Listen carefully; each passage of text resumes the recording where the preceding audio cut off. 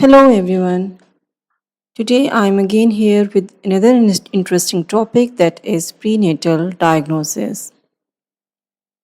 I'll be talking about prenatal screening, significance of prenatal screening, various testing modalities available for prenatal testing, difference between first and second trimester screening and integrated screening.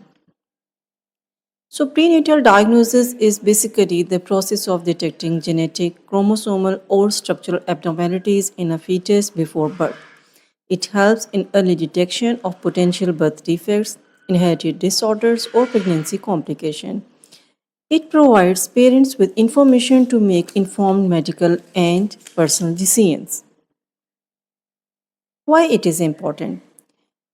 Fetal screening basically identifies high risk pregnancies and potential fetal abnormalities. It allows for early medical intervention and treatment if necessary and helps parents prepare emotionally and make informed decisions, particularly when they already have a child with similar genetic or chromosomal disorder. So, it reduces the risk of complications during pregnancy and delivery and improves neonatal outcomes through early detection of health concerns. There are different testing modalities for fetal screening that includes both the non-invasive test and the invasive test. And the invasive tests are basically the confirmatory diagnostic test. Among the non-invasive tests, the important that is the knuckle translucency scan and the anatomy scan, which is done in the first trimester, are very important. Then there are certain maternal serum screening markers, that are biochemical markers, which are done along with this ultrasound and cell-free fetal DNA, that is non-invasive prenatal testing modality. If I talk about the invasive test, then the chorionic villus sampling, amniocentesis, and chordocentesis are the few invasive tests which are the confirmatory diagnostic tests used for fetal screening. First trimester screening is basically performed between 11 to 14 weeks of gestation. And among these first trimester screening tests, the most important is the knuckle translucency ultrasound. Basically, this ultrasound measures the amount of fluid behind the neck of the fetus. And if the nickel translucency is more than 3 millimeter or greater than 95th to 99th percentile for that gestation age, it is highly suggestive of trisomy 21. And if this scan is combined with the serum markers, that is pregnancy associated plasma protein A and free beta ACG levels, then it increases the sensitivity of detecting the trisomy 21 in the first trimester.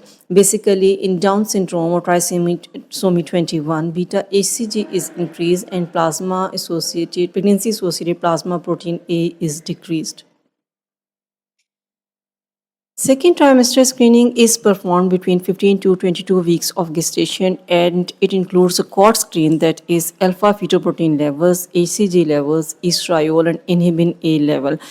Alpha fetoproteins and estriol levels are low in case of Down syndrome, and ACG and inhibin A levels are elevated in case of Down syndrome. And it detects 80% of the cases of Down syndrome if it is done in the second trimester.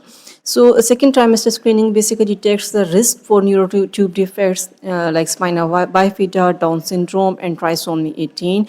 And this screening is often combined with an anatomy or anatomy scan that is done at 18 to 22 weeks of gestation for detecting any structural abnormalities in the fetus. There is another term which is called as pentascreen. Basically, pentascreen is a combination of cord screen and the hyperglycosylated HCG levels. So, first trimester screening and second trimester biochemical screening that includes the biochemical markers. They are done together. They increases the sensitivity and accuracy and in detecting the fetal abnormalities. And both the screenings provide a more comprehensive risk assessment. Uh, Integrated screenings basically results in higher detection rate and lower false positive rate than individual trimester screening, and it is basically of two main types. Number one is the sequential screening, and number two is the full integrated screening. In sequential screening, the results are provided after each phase of testing, that is after the first trimester and then after the second trimesters, and then mothers are advised to go for any further invasive or non-invasive screening test. But in full integrated screening, results are given only after both the phases are completed, and this is basically the difference between the sequential and the full integrated screening, and then mothers are advised for further testing. Cell-free fetal DNA screening is a basically non-invasive parental screening tool, and fetal cell DNA in maternal blood is analyzed for detecting any genetic or chromosomal abnormalities in the child. As I talked earlier, invasive screening tests include chorionic villus sampling and amniocentesis.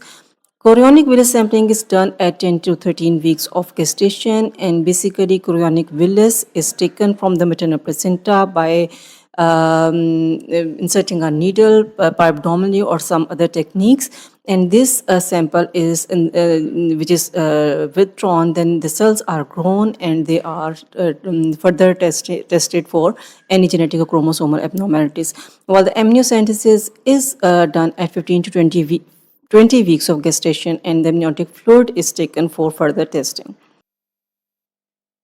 Thank you for listening and stay tuned for the upcoming lectures.